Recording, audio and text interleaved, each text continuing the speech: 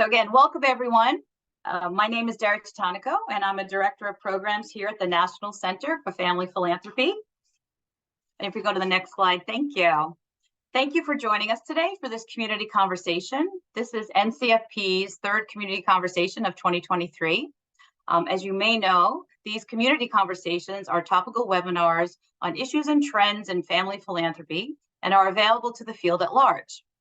These events lift up experts in the field, challenge philanthropists in their thinking and practices, and share timely stories and strategies in the family philanthropy community. So for today, we know that there's a very important topic that we're discussing. Determining the lifespan of a philanthropic effort is one of the most important decisions a philanthropy's board, staff, and family members can make. During the conversation today, we will hear from leaders at family philanthropies who can provide guidance on the critical questions to ask, how to go about making a decision on lifespan, and how to successfully navigate the spend down journey once that decision has been made.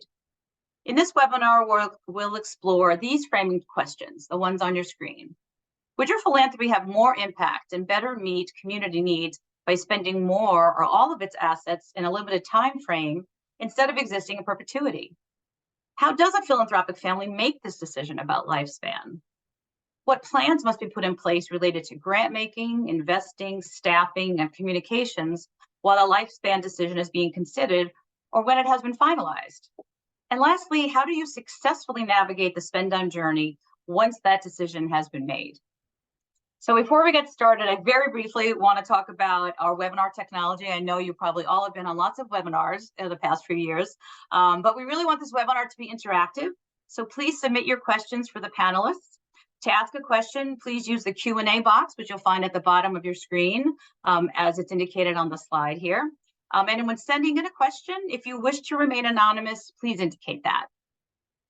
And again, as a reminder, this webinar is being recorded and a replay will be made available to all attendees, actually to all registrants. So if you have a colleague who registered but couldn't attend, they will get the recording also.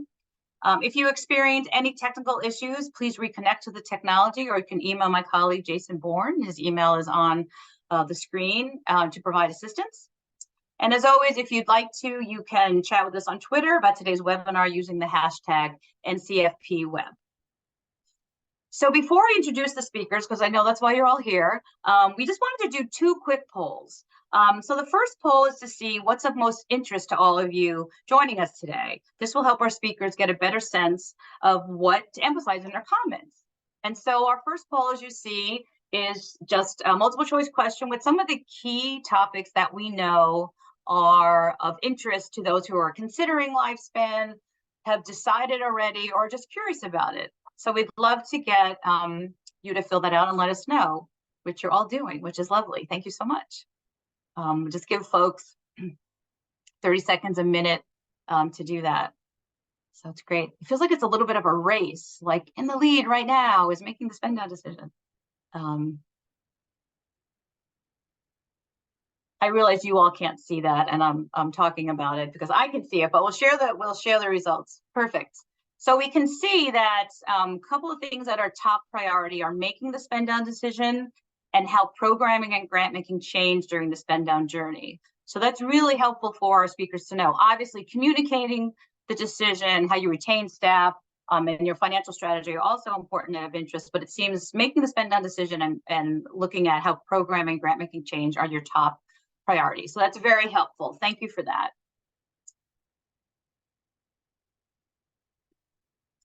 Great. And our second poll, thanks, Jason, is really just for those on the call who are working with a family philanthropy. We just would love to know kind of where you are in your journey. As you can read from the poll, have you decided to spend down? You're considering, are you just curious and you're here to learn more? There's no right or wrong answer. We're just curious to know who's in the audience. Again, it helps our speakers address some of your particular interests. So that's great. Wonderful to see who's with us today. Looks like great. Thanks, Jason. So it looks like we have a lot of you here who are just curious about spending, which is wonderful. It's exactly why we're doing this webinar and opening it up to a larger audience. And then obviously there's still interest in, excuse me, so there's almost 25% of you who decide to spend down and almost 20% who are considering. That's great. And we welcome all of you that are curious about learning more. We're so glad you joined us today. We're glad all of you joined us today. Wonderful. So really appreciate you taking part in those polls, as you can see the results. Great. Thank you so much. So what we will do now is I would like to now turn it over to our speakers, because obviously that's why you're here today. So I just want to briefly introduce them, and then we'll move on into our discussion. So today we're joined by several leaders at family foundations that are currently spending down. They are also the current co-chairs of NCFP's Strategic Lifespan Peer Network, and they're wonderful partners to me and to NCFP. So we have Priscilla Enriquez, Chief Executive Officer at the James B. McClatchy Foundation, Glenn Galich, who is the CEO of the Stupski Foundation, and Anne-Marie Tockett, who is the Executive Director of the Posner Foundation of Pittsburgh. And so I'm going to turn it over to Priscilla, Glenn, and Anne-Marie to get us started. I know that Priscilla was having a little bit of technology challenges, so she might join us a little bit late, but I'm excited to turn it over to all of you and get the conversation started. Thanks so much. Thanks, Daria. Can folks see me or hear me? Yes.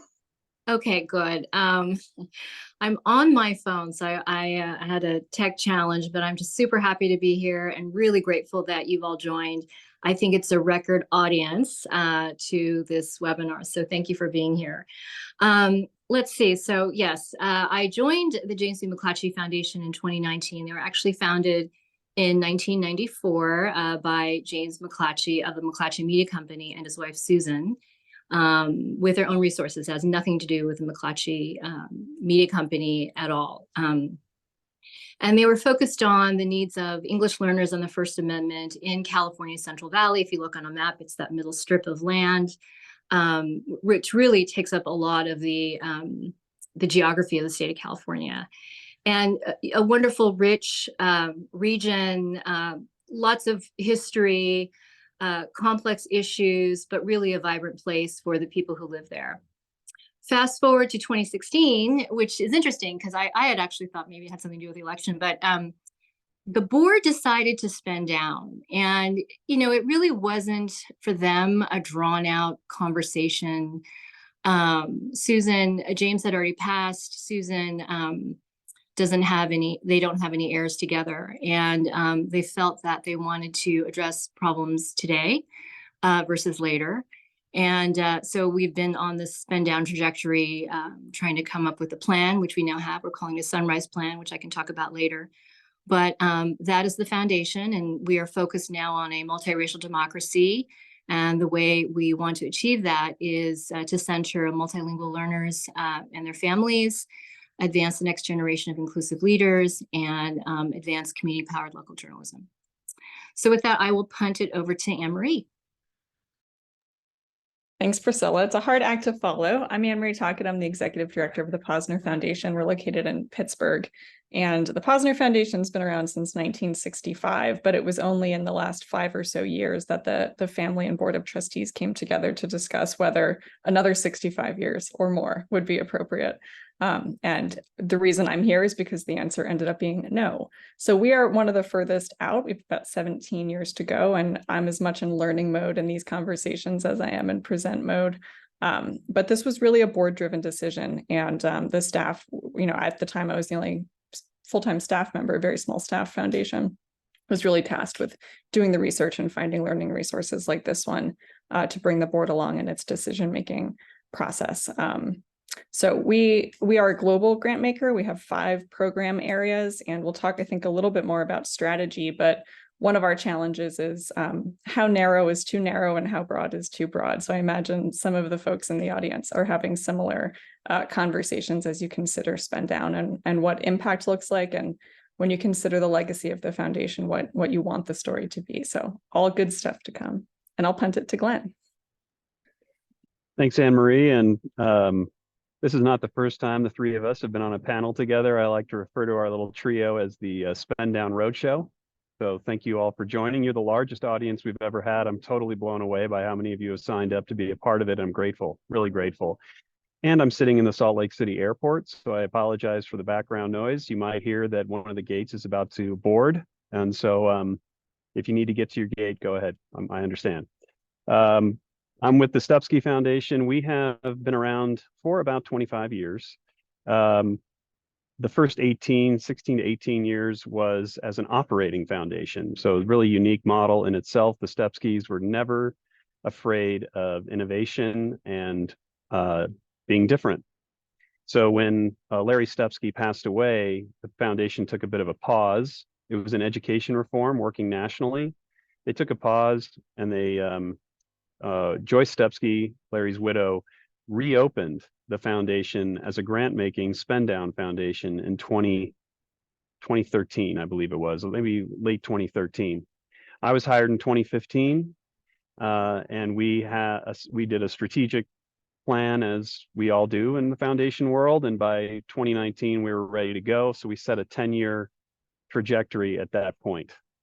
Since that time, the staff of the foundation and the board today made the decision, even with increased assets. We started with about 250 million. We accumulated about another 150 million when Joyce Stupski passed away in 2021.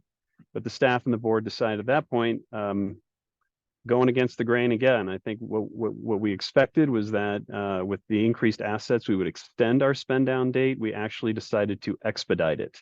So we moved from a 2029 date to a 2027 date.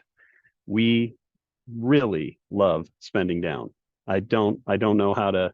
I am a massive proponent of it. I've told many people I'm taking down one right now, and if I have my way, I'll take down many, many more foundations. I think it's the way to go. But I know it's really scary for a lot of foundation families and trustees. I'm in Salt Lake City. I was just talking to a whole bunch of people interested in spending down, and some of the things I had to say, I think really were eye-opening for them, but also, kind of scary. So we're here to make you feel comfortable. So we hope our comments today might help with that. And I'll pitch it back over to Priscilla to take on our first topic. Yeah, if I could just add to that, Glenn, before going to the second question is, sorry, I was a little frazzled having to switch from desktop to laptop to phone. But for the folks listening in, especially for those who are spend down curious, if you could just park what you know about philanthropy at the door for the rest of this webinar and presentation, and imagine you're completely new to philanthropy and this is all new information. You really don't know what the roadmap is going to look like. And, to Glenn's point, for me, I've been at this now, this is my 5th year. I've used the word liberating, and it's a word I usually don't use, but it really has unstuck sort of these old norms of philanthropy in terms of how we engage with the community, how we engage internally with each other, with the board, with staff, how we look at engaging our grant making processes and practices. With that, I'll just transition to the second question is, how did you communicate the spend down decision? We did it in the beginning. As I said, that our foundation decided in 2016 to spend down. And at the time, and maybe some of you on this call are like this, it was a very small staff, all part-time. They'd never hired a full-time CEO. So I came on board and activated a lot. There's a lot of capacity building internally, operational capacity I had to build. We had a lot of paper, so moving to tech, so modernizing our work, but at the same time, trying to figure out, well, what's our strategy? You could easily spend down, in a matter of months just by writing a bunch of grant checks and you're done, right?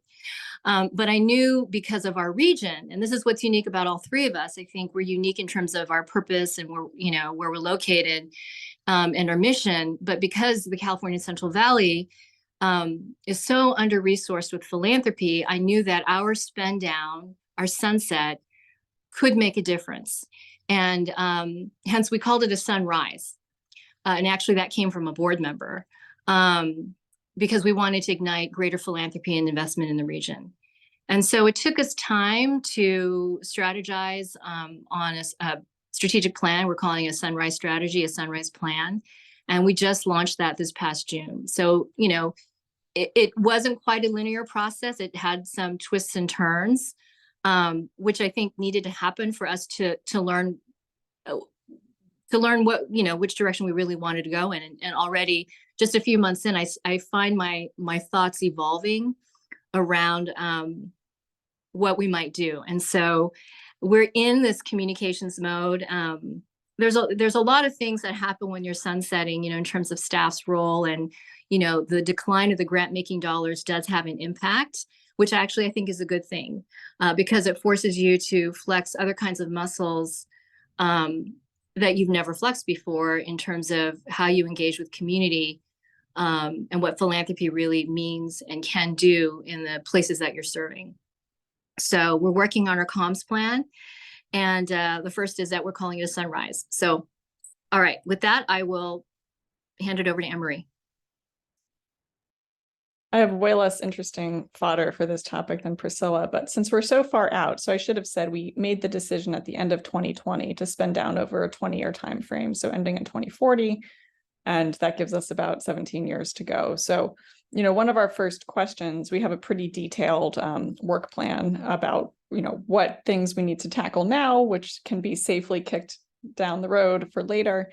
And what we're doing now with communications is really just one-on-one with grantees, mentioning in conversations that the spend down exists, that it's pretty far away, and, you know, that there is no impact on them in the short term. But, you know, we have, of course, we have 2 staff now. We've communicated with our staff. They knew going in, even into the interview process for their positions, about the spend down, but we haven't done a thing like make a formal announcement or send a press release. And partially that's the style of the family and the foundation that we work with. And partially it honestly just feels premature. So I'm really tuned into some of the conversations my peers and spend down foundations are having, not just about external communications, but also archival communications, internal communications, what we preserve, how we document what we do and how we're doing it, if anyone really cares about that.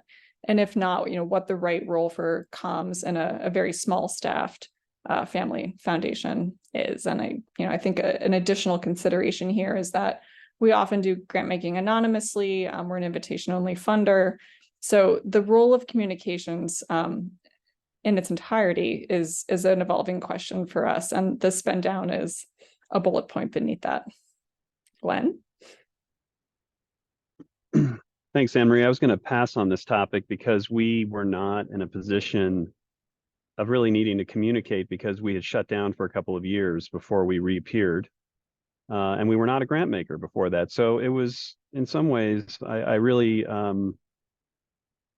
I understand the challenge that you've gone through with your family's foundation, Anne-Marie, and that you are midstream and you're making an adjustment. Midstream at 65 years and making an adjustment. And that's tough. I understand that. And I really do empathize with those foundations that have to communicate these decisions to grantees that, you know, for better or for worse, become dependent on the checks that you send on an annual basis. But what I will say about comms, because I do want to talk about comms, we are very different than Anne-Marie's foundation. Maybe it's just because I'm an extrovert or the people I've hired, but we are a loud and proud group. We push this idea. We are intending and to increase our voice on this topic of spending down. And we do have a very, I'd like to say, for the size of our foundation, we have a pretty strong communications muscle, and we're going to continue to build it as we close on the way to closing. Which is why, obviously, to see so many of you sign up with curiosity about this model just brings so much happiness to me and my team, because we hope we played some small role in increasing increasing the idea of asking the question, why do we need to live forever? And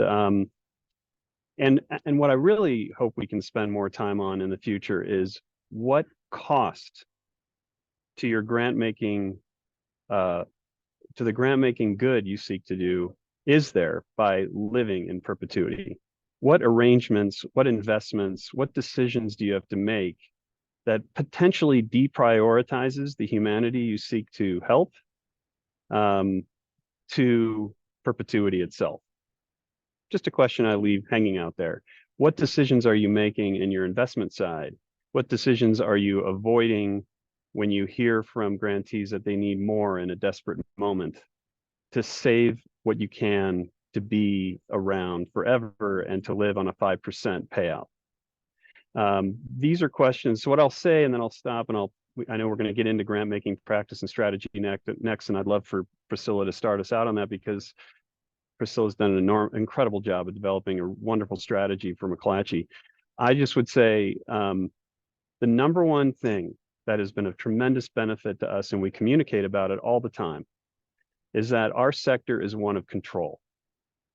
We are a controlling bunch. Maybe you don't know it, maybe you haven't recognized it yet, but we certainly have, as we have lived in the spend down environment, and we've realized that in 2027, we totally lose control because we shut down, we're gone. And in the process of living into that moment, we've learned a lot about the control we have over how we make grants, the control we have over our own culture, and how we are controlling money and controlling resources.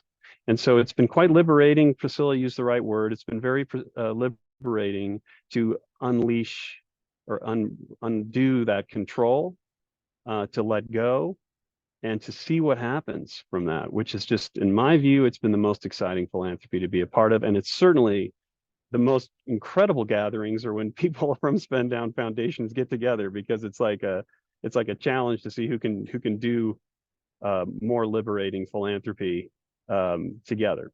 So I would say we want to communicate heavily about that, and we will communicate heavily about that. And I hope that conversation picks up all across the sector, as it certainly seems to be in many different areas. Okay, Priscilla, over to you on grant making, program strategy, and strategic planning. Yeah, right on, Glenn.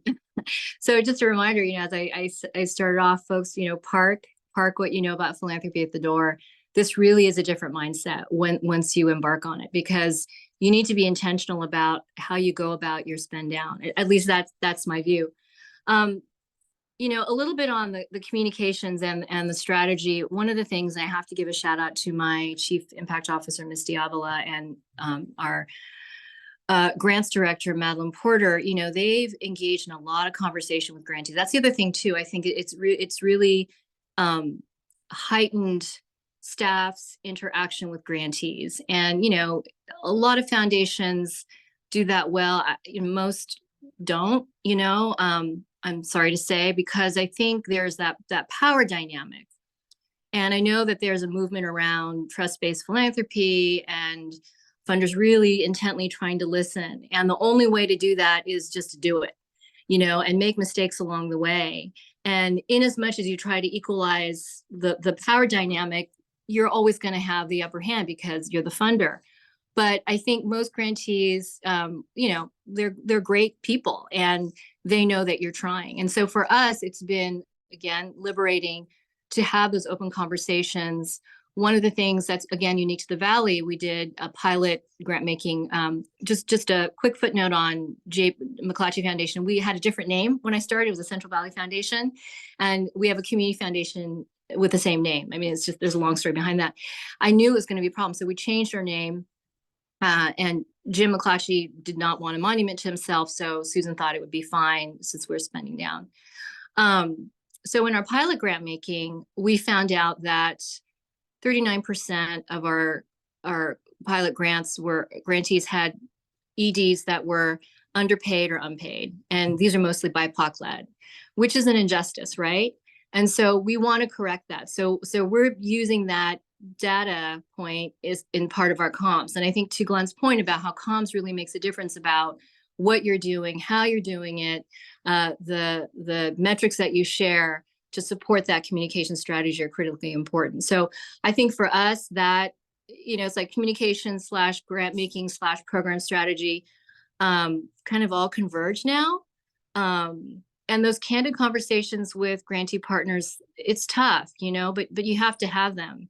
And for some of us, we work a lot with grassroots organizations. Some of our boards, because they've been so small, or they, again, in the Valley, they haven't had the opportunity for a great infusion of philanthropy, you know, the ecosystem isn't as robust. And so some of their practices or their thinking may not be current or up to date. You know, we still have boards that, why do I want to pay competitive wage when we've all been doing this as volunteers for so many years, right?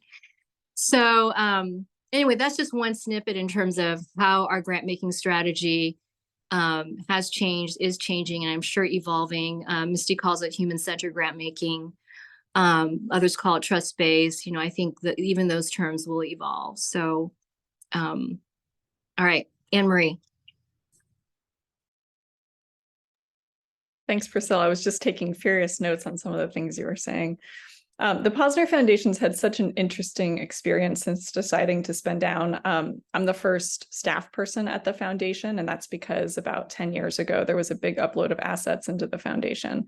So at the same time we've decided to spend down, we're also ramping up spending much more than we ever had before, having to hire professional staff, now 3 full-time professional staff, and for the first time ever putting strategy around some of our programs. And I should note, when I arrived, it wasn't that we didn't have grant making programs, they just didn't have names.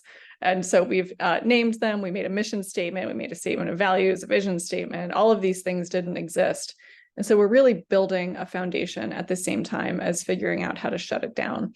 And one, I'll get to our program strategy in a second, but a structural thing I want to mention, because it may be a helpful liminal space for some of you who are making the decision, is that at present, the way the board resolution is framed around the foundation spend down is to significantly spend down the assets of the foundation to the point where there's certainly no longer professional staff needed, really take it very close to zero, but not quite zero. And the reasoning for that is that perhaps a member of the next generation might like to be involved or put their own money into the foundation, or perhaps the foundation structure, private foundation structure, should exist for a period of time after the final grants are made to do any sort of monitoring or whatever needs to happen in the post-foundation life. So that's the current plan. And one of the things we've been thinking about in the programmatic strategy is whether or not it makes sense for us, as many other spend down foundations have done, to pick an idea or a big bet or a big notion or two and really put a lot of resources behind them. That's option A. Or option B, maintain our 5 program areas that have good strategy around them, that have pretty well defined, with room for flexibility, pretty well defined outcomes and topic areas, and simply be supportive of a range of issues that are important to varying family members that are involved at the foundation. And that's a question we're still exploring. It's been a terrifically interesting conversation, and I won't say point of debate, but there are varying views on it. And I think all of the views on it are equally valid. One observation that one of our board members had recently was that foundations who have chosen to do a super deep dive and attack an issue head on almost never solve the issue entirely. So are we comfortable with that? What does enough progress look like, and how are we sure that we're going to reach it in 17 years? So the programmatic strategy is by far the most interesting part of this. And, I know we're going to talk about human resources and staff and so on in the meantime, but unfortunately, I think a lot of times in these spend down conversations, we end up talking a lot about internal operations around taking care of staff and so on and so forth. But I always want to remember that the grantees are the ones, and the organizations that are driving impact are the ones that we work for.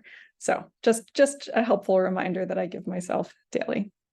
I don't know if Glenn, if you want to weigh in on this, because you've got real interesting stuff in the strategy bucket. Yeah, I just wanted to let you all know that there is a question just about this. How has your grant making changed since the decision to spend down? Larger grants, multi-year grants, new programming, other. So perfect. So and let me just say one more thing on that. We've always done primarily general operating support grants. Fewer larger grants is sort of our mantra, and we don't really do program specific grants with heavy reporting or evaluation requirements around it. So that's a trust-based philanthropy practice that the foundation's always had, and that really allows for the grantees to lead on strategy.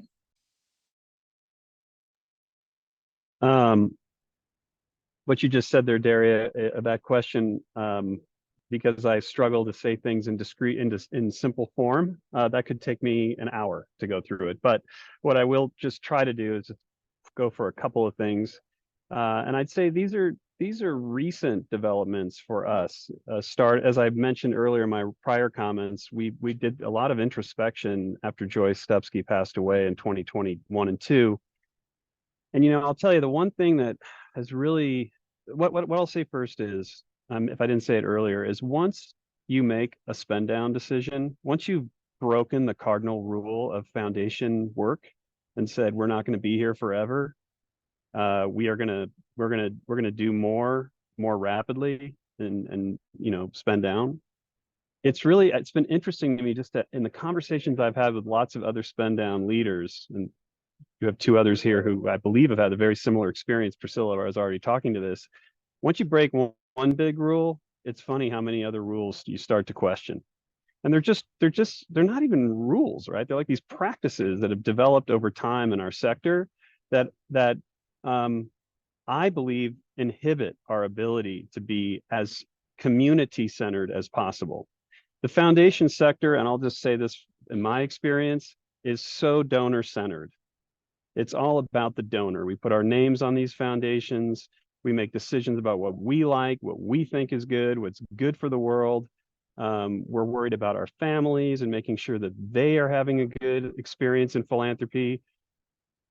This is the mindset that we are all operating under, and I think we all deserve a break if we decide to change that and not blame ourselves for what has happened before, whether you think it's good or bad, and really challenge some of these practices and rules that we follow. One big one that came up for us at the foundation in 2021, where we really started to ask it of each other, is why are these assets more important for us to hold on to than the frontline organizations that need them now? Why are we holding on to these assets? What does the world get for us holding on to these assets more than the organizations on the ground that need it? So I'd invite everybody to ask that question on occasion. You will certainly have answers there where you'll have answers to that question where you'll be able to say, here's why we should hold on to these assets. There are reasons. So I'm not trying to make this a black or white bipolar kind of thing. It is very much, there is a case that you should hold on to some assets, but I am willing to bet, I'd put a wager on this, that if you ask that question sincerely of yourself, you might find that it's tough to answer it in a lot of cases. And it's tough to say, well, we should hold on to it. I've heard even from my own prior boards that I've had language that's quite patronizing about the knowledge and effectiveness and ability of grantees, not able to handle these assets. There are concepts out there like absorptive capacity, which I just find crazy. As someone that raised money at one point, if I had gone to you as a donor and said, hey, we could use $100,000, and you said, how about 2 million? Can you absorb it? I would have said, no problem. And I don't need you to help me, Foundation, in figuring out how to do it. But that's a concept that is, to me, a huge rule that's fake, that needs to be knocked down. And so in doing that, in going through that process and asking that question, we actually expedited our spend down. It's probably going to be the case that we will be done with grant making in 2025, because the program teams could not say we should hold on to this longer than that. They have made enormous changes in the way they do their grants. And I'll just end by saying we have one really dynamic program. Well, they're all really dynamic in the organization. I'm sorry, I love the team. I say things like that, but one of our team members works in Hawaii, and she had a huge plan intended to put together a big cohort structure of grantees. She was going to do this over 5 years. She was going to meet with them. They were going to meet with her. There's going to be all this capacity building, still a concept I don't understand. I don't know what that means. All this work was going to happen. And she started asking the question, am I doing this for me, or am I doing this for the grantees? And she came to the conclusion that this whole world she wanted to build was really for her. And so she decided to move all of the money in 1 year. One grant, which she saw as a 5-year grant, became one grant of more value than 5 years, and let the grantees decide how they want to deal with it as general support, restricted if they want to whatever they want to restrict it to. Of course, they're not going to smartly, and spend it as you want to. Is it a 5-year? Is it a 20-year? It's whatever you want it to be, but it's yours. It's your money. And just one final reminder, which I don't think we talk about enough in the foundation sector. These foundations that we either work in or we govern, this money is not our money. This money is public money that we steward. We put our names on it. We decide things as if it's our money. I have even had board members in the past say to me, this is my money. It's not. When you made that donation to that foundation, you may be the one donor to that foundation, but it is not your money once you did that. And you've gotten this wonderful tax benefit in return. So there is no obligation on our part, I believe, to continue stewarding this money if we don't really understand or want to do it for the purpose of community. If we want to do it for us, I think we should step away and do things with our money for ourselves. But if you're going to bring the taxpayer into the game, the public into the game, and a community that desperately needs these funds, I think it's our obligation to be as community oriented as possible. And I'll just leave you with a phrase that I hope stays with you for a long time. Try to strive beyond 5.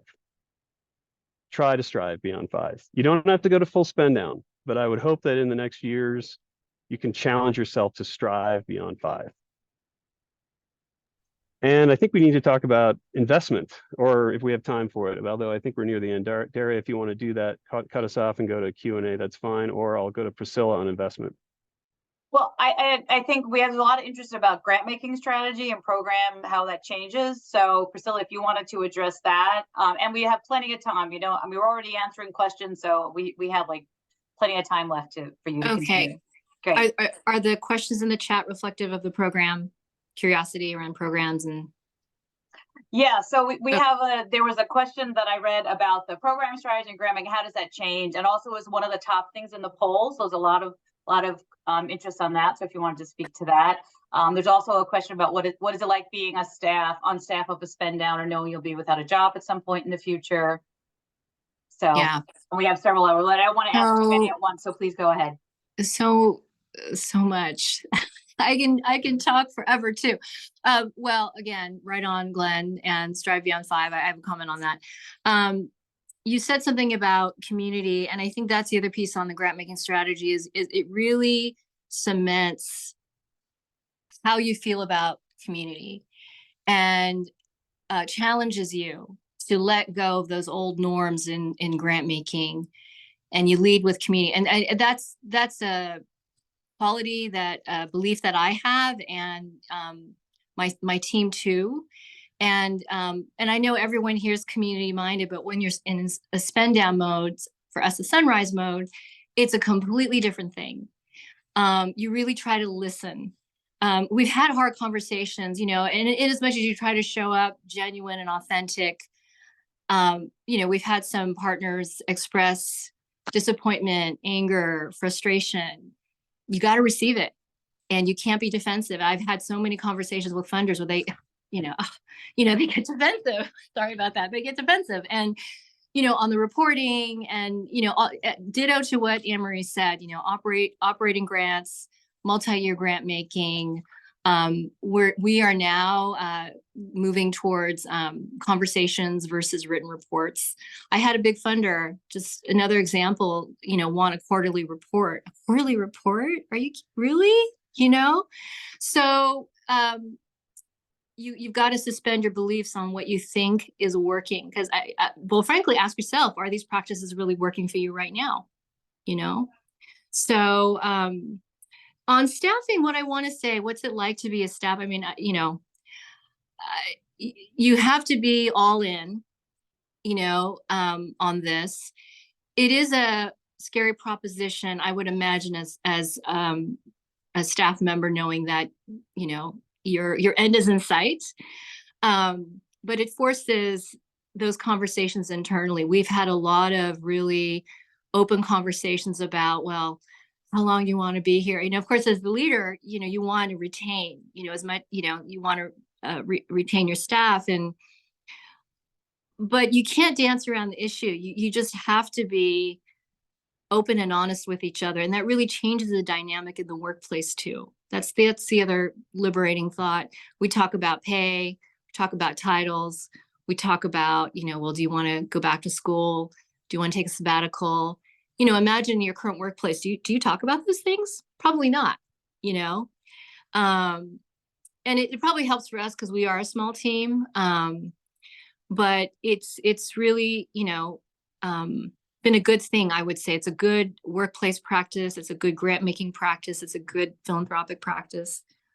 So on the strive beyond 5, to Glenn's point on the 5% payout, that's sort of the other issue that's arisen, I would say, in the sunsetting space for us, at least, 5% is the minimum.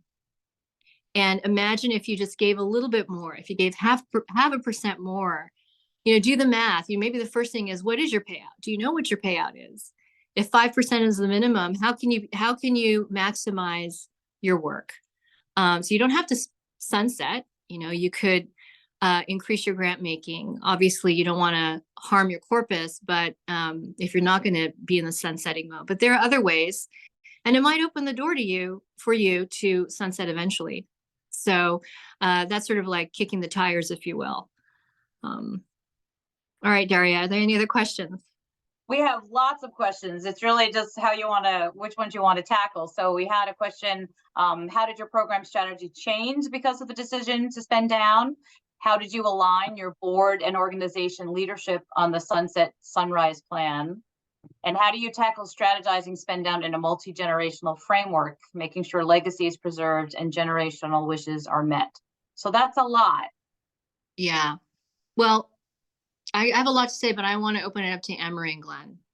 Great. Maybe I'll just say a word about the multi-generational one. I mean, this is one of the major considerations we have at the Posner Foundation around what is the role of the next generation given the spend down and the time frame. Right now, my board of trustees are all members of the 3rd generation of the family and the foundation. And hopefully they're all around to see the end of the foundation. But I think there's still an open question, given how much time we have left, of what is the interest, availability, capacity of members of the next generation, and is the opportunity to participate in the foundation equally available or of interest to all of them. So we're in the midst of that right now, and I'm in learning mode on that. And I think it's a really specific question, especially for family foundations, on how to invite people in, given that there's a ticking clock, and just recognizing inherent differences in generational priorities, maybe not values. We talk a lot about how the family values and the foundation values run through the generations, but perhaps they're manifested differently in priority areas or issue areas, and how to accommodate all of that while staying focused in the context of a spend down. So I don't have the answers, but those are the right questions.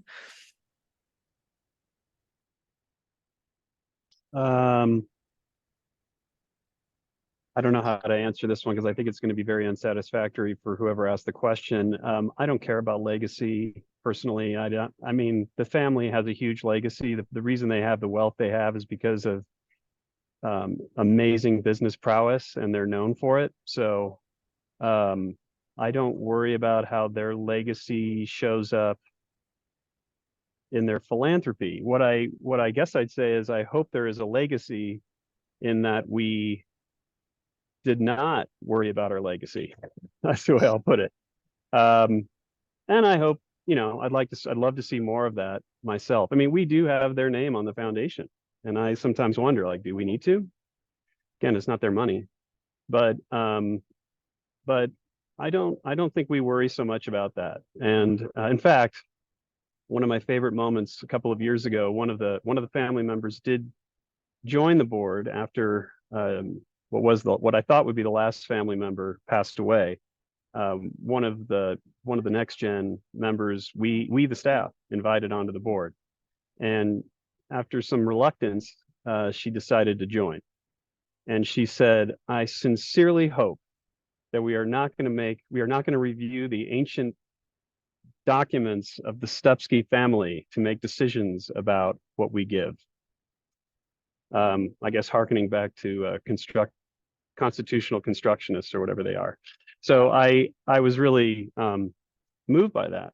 And so we don't think so much about legacy, but I do, again, recognize, going back to the start of this conversation, that if you are midstream doing this work, I can understand how challenging it can be. And I've had a chance to look at some of the questions that have come up from many of you, and I'm afraid at the time we have left, these are really good questions, and they're big questions, and I hope we can find a way to respond to you either in emails or otherwise. But I really do understand that to make the decision to transition to spend down is going to be a huge one for family, for staff, and for grantees. And we certainly need to do much more work in the pro spend down community to really have answers for that. And we just haven't had enough of us yet. I think we don't have the blueprint for some of these tough decisions, and how we address legacy, how we address investments, we're working on it. You know, these conversations are a part of it. There are groups forming as a result of it. And I, for those of us that truly believe this is the future of philanthropy, we need to have answers for those of you that are trying to make these tough decisions and help you to do that. So, in fact, the thing I'm always shocked by, and I'm going to push a little bit at NCFP as well as any philanthropy organization, is I don't believe anybody's been invited to do a plenary session on spending down yet. We tend to get put over in the weirdo corner in the breakout session. But I would love to see more plenary sessions on this topic, because the curiosity is high, and I think we have a lot to share about how to do philanthropy. I think, like, why do advocacy, which is a very common plenary session? I think we can move on from that one. Let's make room for spending down. So I hope we can spend more time and make more time available and develop more understanding about how to speak to this very difficult transition, because once you get to the other side, it's a sunrise, as Priscilla would say. Can I, Derek, can I add to the board staff alignment question? That would be wonderful. And I just want to say, we don't consider people considering spending down weirdos at all. So I just felt like I needed to say that one. Hey, I'm not a weirdo. Please go ahead, Priscilla. Thank you so much. I know that's a question that comes up But a it's lot. a good thing. Nothing wrong with weirdos. Okay. Yeah. Poor And I know Daria. that question I'm comes up a sorry, lot, Daria. You have to put. So please. I'm sorry you have to put up with this, Daria. I'm sorry. Yeah. You're all wonderful. You can partners. tell we're a fun group, because anyway, the board and staff alignment piece is really important. And I recognize it's dependent upon, every foundation here is different and unique. And the relationship you have with your board chair, with family members, some probably fraught with generational issues and trauma and different values and political leanings. So what I would just say is you need to find somewhere in you to be courageous, to have these open, transparent conversations with your board chair, whether it's a family member or not. Susan right now, well, she's the only family member, and they were intentional. They didn't want to bring any other family members on the board. And we have other members of the community on the board. But I know that was my approach. And in this developing the Sunset Sunrise plan, as I said, it wasn't a linear process. We went down that traditional route of, and this is really interesting, I wanted a theory of change, a logic model. And, we all got to working on it, had this complicated graphic. And I looked at it one day, I'm like, it doesn't make sense to me. And part of it was I wanted to align, like most foundations, you've got this program area and that program area and that program area. And for us, like, English learners and then First Amendment, what does that mean, right? And so for me, the way I think, I had to align it. So when we were stuck, and I think this is the other thing about transparency, we as staff, you always want to protect, fix, correct before you go to the board. I just went to my board chair and I said, I'm stuck. And we used a consultant we had, I call it a pivotal board meeting.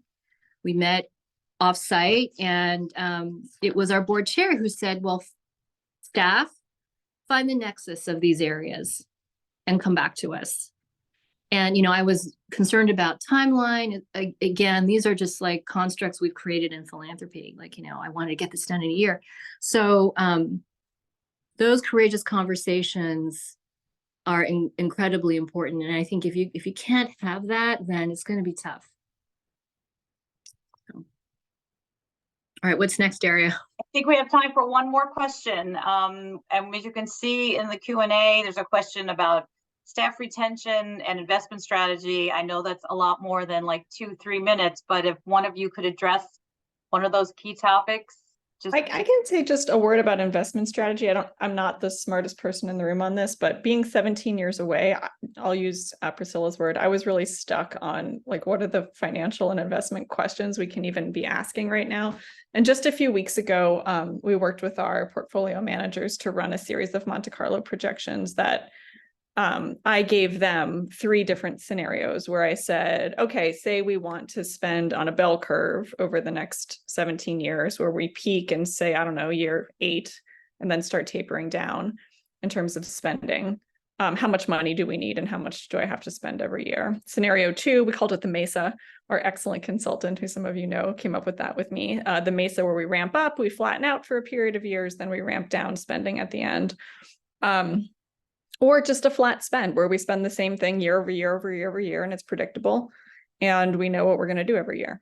So they came back with a series of projections on what that would look like, how much cumulative money we would spend over 17 years in each of those scenarios, what some of the considerations are, when we would need to move into a bigger, heavier cash position, what it would need in terms of what decisions are sooner rather than later. And it unlocked something I was so stuck on, which is how do we think about how the money is managed and how do we have the money available to us to meet commitments in the face of potential future market downturns? How much cash, how much not cash, and why? And so that has been Priscilla's word, liberating, I think, for all of us to understand what those options are, even 17 years out. We're going to do it every year. I'll just say really quickly, Daria, that if I had to do it all again, I would the way I would initiate the spend down, the way I would get us spending down, is I would fully divest out of anything for profit. And by doing that, we would be earning 0%. We would, even if we could not strive beyond 5, if it was just too difficult for us to imagine doing 6 or 7% a year, I'm already spending down because I'm at 0% in and 5 or 6% out. The reason I say that is because as we analyzed some of our investments, it became clear to me that we most likely were in more toxic activity than good activity. And I'll let you, as a person listening to this, decide what is toxic or not toxic. But the way I'll put it is that I found, as I started to investigate some of the places our fund managers were putting us, that we were in things that were counter mission. So my view was, if we're doing harm with our portfolio, then maybe we could be an awesome philanthropy if we just get out of the harmful stuff. Because if we're neutral, we can't do harm. And the only thing we can do is good, I hope, with our grant making. So we did begin fully divesting a couple of years ago. We did the same thing. We had the Monte Carlos, we had all that stuff. And I think it's really dynamic and interesting ways to approach planning and investing. But at the end of the day, again, because you start asking questions when you're in these places and when you're starting to divest, it forces you to look at what you're divesting from, because you have to, because you're spending down. You go, oh my goodness, I didn't even know we were in that. And what does investing in depressed economies mean? Have you ever asked that question? I certainly wondered. Never really got an answer, but I'm scared enough to find out that we got out. So I would encourage that model. It doesn't mean you're putting a date on your ending, but it is guaranteeing that you're spending down. Well, that's wonderful. Thank you. I'm sorry that we have to end the conversation now. As I had said in the chat, that we will be addressing the questions that we didn't get to in the follow-up email that we'll send with the recording. I also want to remind you about the optional networking that we have set up that's going to start right after this webinar. So my colleague is going to put a Zoom meeting link in the chat that will be for the Zoom meeting where we'll have time to talk with our panelists. Thanks so much, Jason. Where we'll talk to panelists, and it's an opportunity to ask them additional questions about what they spoke about, or to ask the questions that we didn't get to. Just to remind everyone, because this is a community conversation, we know that some nonprofit colleagues of ours are on this call too. So make sure you're all aware that networking is a non-solicitation space. It's not to talk about fundraising or to how to get funds from family foundations and family funders. It's just an opportunity to talk with it's an opportunity for family philanthropies to learn more from our amazing speakers about spending down. So I wanted to, as I said, the Zoom meeting link is in the chat, and as soon as we end this webinar, we will all join those of you who are able to join us. I hope some of you can. And so just a few closing remarks for NCFP members. I want to let you know about our upcoming next Fundamentals of Family Philanthropy webinar, which is going to be October 12th, and it's going to be focused on internal, though we could think about eternal, but internal evaluation and learning. Also, as we talked about briefly in the chat, NCFP has peer networks that we're pleased to offer to those interested in connecting to family philanthropy colleagues with similar objectives, challenges, and shared experiences. As we mentioned, there is a strategic lifespan peer network for those affiliated with a family philanthropy, whether staff or family members or trustees. Happy to tell you more about that. You can find more by emailing us at ncfp@ncfp.org. Also, you can go to our website, ncfp.org, and find out there, or please reach out directly. We'll be happy to give you more information about that. And so I just want to say thank you again to our amazing panelists, Anne-Marie, Glenn, and Priscilla. You're wonderful partners on the peer network. It's always wonderful. I always learn something from when we have a conversation with three of you. Thank you for spending the time with us on the webinar, and we look forward to some of you joining us for our optional networking that's going to take place right after this. So thank you all so much, and we hope you all have a great rest of your day and be safe and be well. Thanks again.